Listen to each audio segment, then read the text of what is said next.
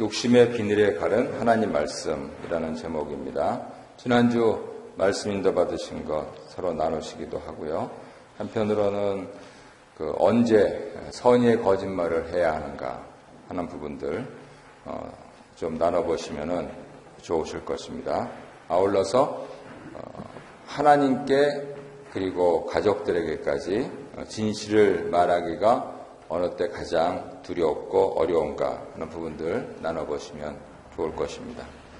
아합은 하나님 통치를 겸손히 받으려 하기보다는 주님의 말씀을 자신의 야욕을 성취하기 위한 수단으로 전락시켰습니다. 이런 그릇된 욕심은 결국 하나님 말씀을 분별하지 못하게 하면서 마지막 회개의 기회마저 놓치게 만들고 말았죠. 참 왕으로 보면은 사람들의 입장에서는 훌륭한 왕이었습니다. 그런데 하나님께서는 참 보시기에도 역겨워서 토해버리는 그러한 왕이 되고 말았습니다. 그것은 말씀을 듣는 태도에 달려 있었고요. 그래서 오늘 GBS는 말씀을 듣는 자 그리고 전하는 자의 진짜 거짓 그것을 어떻게 판별할까 하는 부분들 그 점을 집중적으로 생각하시면 되겠습니다. 말씀과 나눠보겠습니다. 아합은 불의한 침략 전쟁에 유다왕 여호사밧을 끌어들입니다. 아합의 딸 아달랴를 며느리로 삼은 여호사밧은 아합의 요구를 거부하기가 쉽지 않았을 것입니다. 하지만 여호사밧은 이 전쟁을 하나님이 허락하셨는지 알고 싶었습니다. 12절에서 17절에 있습니다. 이미 400명 선지자들이 전쟁의 승리를 예언하여 아합의 귀를 즐겁게 했습니다. 마지막으로 미가야라는 선지자 한 사람이 남았는데요. 이런 상황 속에서 아합의 신하가 미가야 선지자에게 무엇을 요구하고 있습니까? 12절을 보시면 다른 선지자들처럼 아합이 듣기 좋아하는 승리의 예언을 해주기를 간청을 했습니다. 아합 왕과 그 측근의 관심은 하나님 말씀을 듣는 데 있지 않고 오직 자신들의 욕심을 관철시키는 데 있었습니다. 이것이 우상들과 하나님과의 차이점이죠. 이 신하는 하나님의 선지자마저 정치 권력의 시녀로 만들려고 했는데요. 그렇게 함으로써 본인이 뭘 요구하고 있는지 모르고 있었던 것입니다. 바르게 선포되어야 할 하나님 말씀이 인간의 탐욕을 충족시키기 위한 협상거리로 전락하고만 한 그러한 결과를 낳는 요청을 하고 있는 것이죠. 즉 왕의 주변에서 오래 있으면 있을수록 좋다고 생각했기 때문에 내 이익을 대변하는 것이라면 하나님 말씀이고 내게 해를 끼치는 것이라면 하나님 말씀이 아니라고 생각하는 아니라고 무책임한 그러한 태도를 갖고 있었던 것입니다. 이번에 미가야는 그래서 이 신하에게 뭐라고 대답합니까? 13절에 보면 내가 사람의 귀를 즐겁게 하기보다는 오직 하나님께서 내 입술에 붙여주신 말씀만 하겠다. 이렇게 대답을 했습니다. 미가야는 사람보다 하나님을 더 경외하면서 참 선지자의 길, 고생의 길을 가려고 그렇게 결심을 했던 것이죠. 그래서 이처럼 단호하게 신하의 요청을 거절하는데 사실은 쉽지 않은 일입니다. 권력의 협박 앞에서 선지자가 대개는 주눅이 들지요. 오금이 저립니다. 맞을 것 같다라고만 생각해도 피하고 싶은데요. 결국은 고난의 떡과 고생의 물을 마셔야 된다 하면은 이렇게 하기가 쉽지가 않습니다. 하지만 미가야는 세상의 정치 권력보다 하나님의 공의를 더 확신했기 때문에 믿음이 없는 사람이라면은 나한테 더구나 내 몸에 위해를 가할 사람이 누군지 이런 걸 살피지만 성숙한 믿음을 가진 사람들은 내 영혼을 누가 해칠까 하는 그것을 먼저 구하는 것이죠. 예수님께서도 영혼과 몸을 아울러 멸하시는 하나님을 두려워하라 그렇게 말씀을 하셨고요. 하나님 앞에 사는 자만이 권력의 위협 앞에서도 담대할 수가 있습니다. 그래서 한국의 보수적인 교회들이 회개해야 될 그러한 내용이 바로 이런 데서 있죠. 우리가 지난 세월 잘한 것도 있지만 잘못한 것도 있다라고 하면 혹시나 권력의 시녀가 되지는 않았는가 하는 점들 잘 생각을 해봐야 되고요. 반면에 뭐 진보적인 데는 더 잘한 거 없습니다. 이렇게 좀 하나님 말씀 자체를 일종의 도덕적인 그런 수준으로 격화시킨 내용들은 피할 수 없는 그러한 비판이기 때문에 그건 뭐 더 말할 나위도 없고 하나님 말씀을 하나님 말씀이라고 하여서 인정했던 보수 교계들도 별로 할 말은 없는 것 같습니다. 그래서 아마 오늘날과 같은 교회의 어려움들이 초래되지 않았나 이렇게 생각을 하지요. 3번 보겠습니다. 미가야는 아합에게 이스라엘이 목자 없는 양같이 흩어질 것이고 양의 주인도 죽게 될 것이라고 예언합니다. 이 예언의 말씀을 들은 아합 왕이 어떻게 반응합니까? 아합 왕은 불길한 예언을 한 미가에게 화를 냈습니다. 하나님 말씀을 있는 그대로 말하라고 하면서도 정작 하나님의 뜻을 가감없이 말하자 아합은 그것을 받아들이지 않습니다. 아합은 자기가 듣고 싶은 말만 들으려고 했지 하나님 하시는 말씀에 귀 기울이려고 하지 않았습니다. 그래서 이처럼 하나님 말씀을 듣는 태도가 그 사람 믿음이 진짜인지 가짜인지 판별하는 중요한 기준이 됩니다.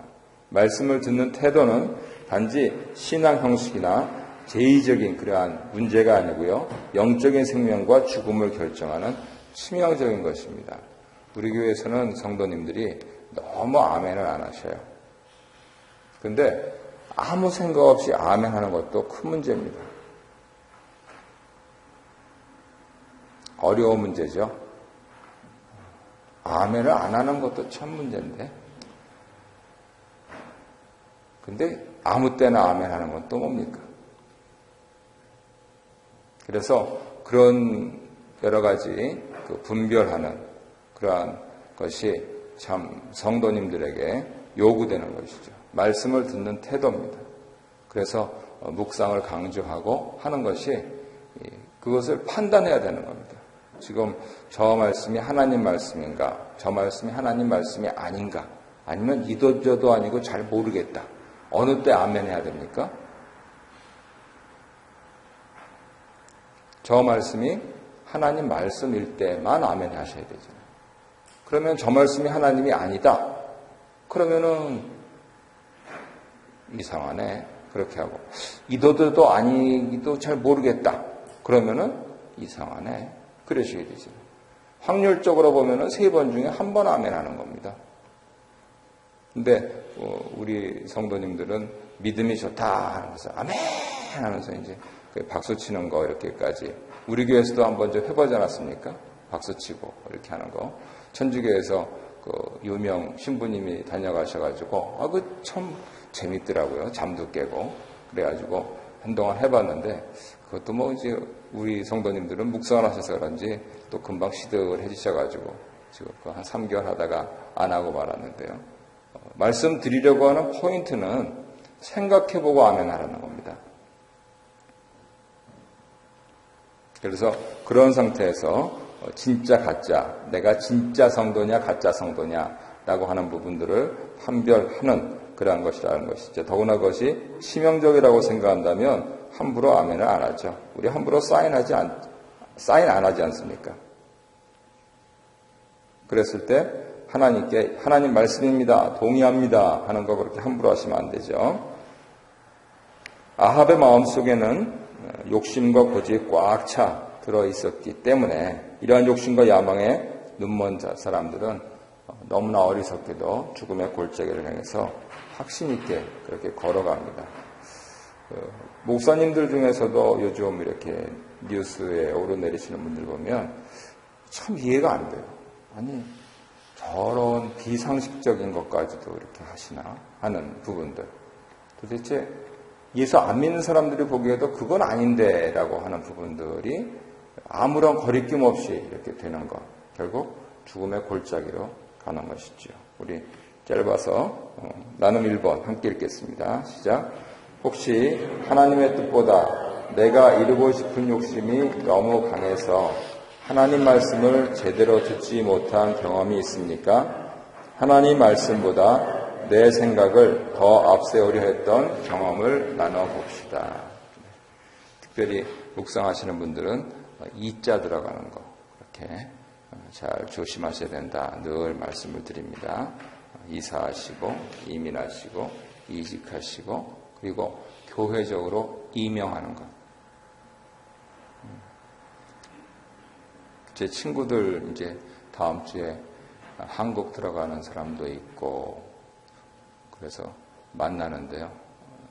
참 어려웠을 때 같이 기도해주고 또 특별히 평화주의에 대해서 가르쳐주고 그래서 고마운 친구들인데 10년 지나면서 이렇게 좀 길이 좀 많이 달라졌습니다.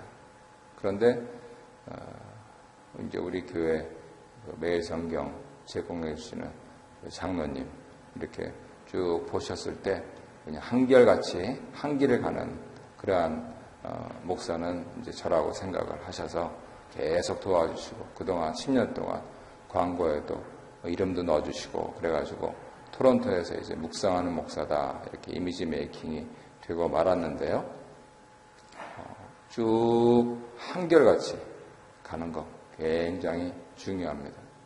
그래서 아무래도 가만히 생각해 봤을 때 이제 또 젊은 일꾼들도 뽑히고 제가 하나님 옆에서 조용히 저 자신을 돌아볼 때 제일 잘한 게 뭐 있었냐 라고 한다면 한결같이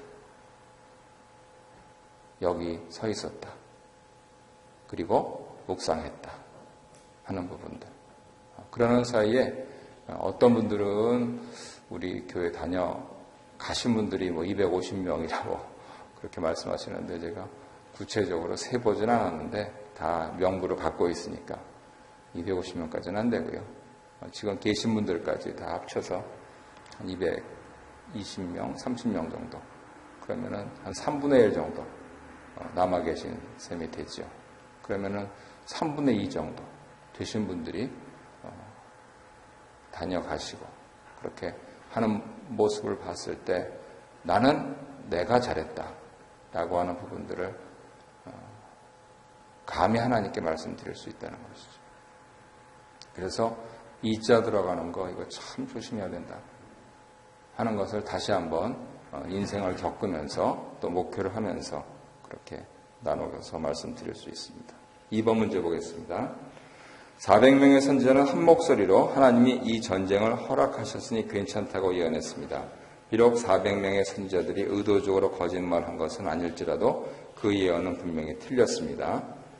어떻게 이처럼 400명 선지자가 하나같이 그릇된 예언을 할 수 있을까요? 미가야는 그 이유를 어떻게 설명하고 있습니까? 그들이 그렇게 하는 것은 거짓말하는 영에 의해서 그 선지자들이 미혹되었기 때문입니다. 이는 하나님이 악한 일을 계획하시는 것이 아니라 악한 자가 그 욕심에 끌려 살도록 내버려 두신 것입니다. 지금은 하나님의 종이라고 불리는 선지자들에 대해서 적용해서 말씀하시는 것입니다. 하나님은 악의 근원도 아니고 악을 생산하는 주체도 아니십니다. 하지만 하나님은 침묵하시면서 때로는 내버려 두십니다. 이 400명의 선지자들은 하나같이 미혹하는 영에 이끌려서 한 나라를 위험에 빠뜨리는 거짓 예언을 했습니다. 은혜를 받고 산다는 것은 적극적으로 역사에 개입해 들어오시는 하나님의 간섭을 받고 산다 하는 것입니다. 그래서 토요 새벽 기도 때마다 하나님 제 인생, 제 일생 간섭해 주세요. 이렇게 기도 드리시는 것이 바른 기도입니다. 불편할 수도 있는데요. 하나님께서 관심을 두신다. 하나님께서 보위하신다. 라고 하는 그러한 것을 요청하는 기도이기 때문에 아주 좋은 기도입니다. 반면에 하나님의 무관심은 가장 무서운 심판입니다. 차라리 종아리 맞더라도 아버님 살아계시니까 맞는 거죠. 하나님께서 살아서 역사하시는 게 좋은 겁니다. 그런데 꼭 종아리만 맞을 생각하지 마시고 칭찬 듣고 용돈 받고 더구나 유산까지 받고 그래서 성경은 그것을 기업이라고 표현하지 않습니까?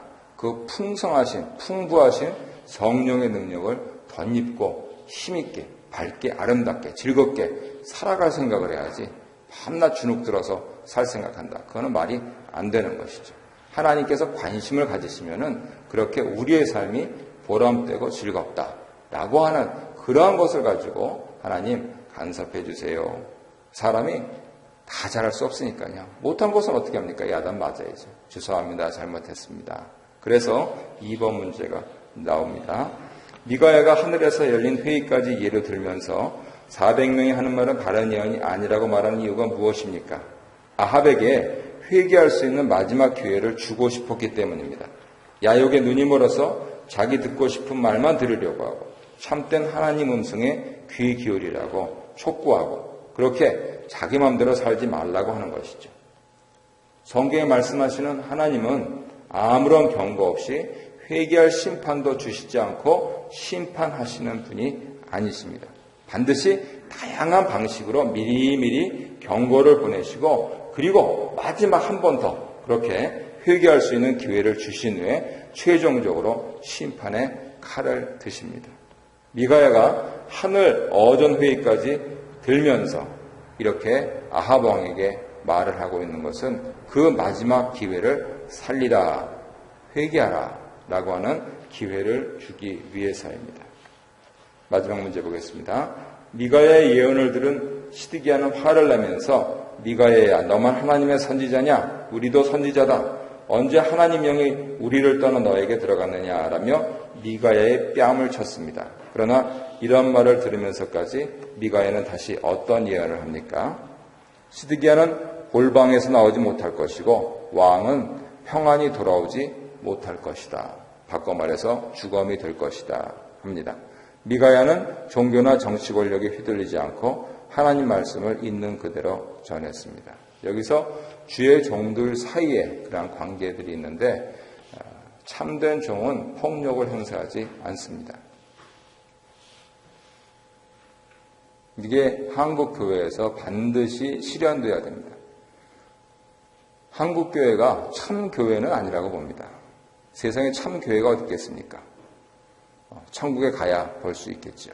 하지만 좋은 교회가 되려면요, 폭력이 있어서는 안 됩니다.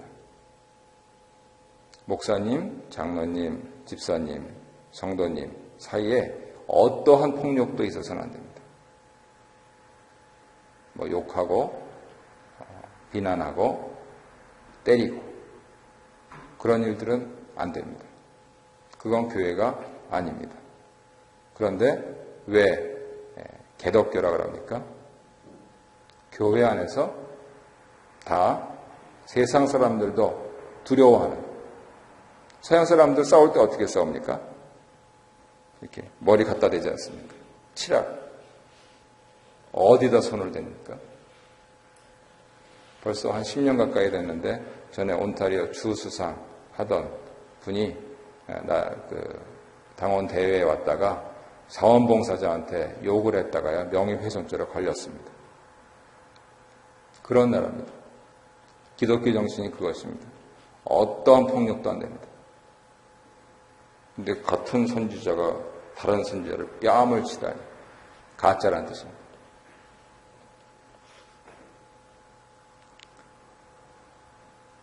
하지만 다 선지자니까 참교회 그런 부분들은 천국 가에 있다고 하니까 꾹 참습니다. 폭력이 일어나도 어떻게 합니까? 욕하면 듣고 때리면 맞아야지. 그런데 진짜 선지자냐 라고 하는 부분들을 판가름하는 판별식은 그가 예언한 말씀이 그대로 성취되는가 여부에 달려 있습니다. 시드기야도 강한 확신이 있었는데요. 그릇된 열정 때문에 이 바르지 않은 사고를 하면서 큰 열정을 갖고 있으면 공동체의 심각한 위기를 초래합니다. 그리고 본인은 잘못된 예언에 대해서 결과의 책임을 져야 하는 것이죠. 근데 문제는 다 물이 엎질러지고 나는 데 있습니다. 그래서 참 교회하기가 어렵습니다. 교회를 섬기기도 어렵고 교회를 세우기도 어렵고 교회 다니기도 어렵고 나도 말씀 잘 들어야 되지만은 선지자들도 바른 말씀만 해야 되는데 참 그게 그리고 그 말씀 잘 듣는 사람하고 바른 말씀하는 사람하고 서로 마음도 맞아야 되는데 너무나 변수들이 많습니다. 나 듣기 좋은 것만 듣고 싶어 하거나 바르지 않은 말씀까지 하는 분들이 많기 때문에. 그래서 하나님 참 바른 교회, 좋은 교회 다닐 수 있도록 하나님 간섭해 주십시오 라고 기도드리는 것은 좋은 기도입니다. 어쨌든 어떤 예언이 맞는지는 하나님께서 결정하실 것입니다. 하나님의 사람이라면 하나님의 말씀을 할 것이기 때문이죠.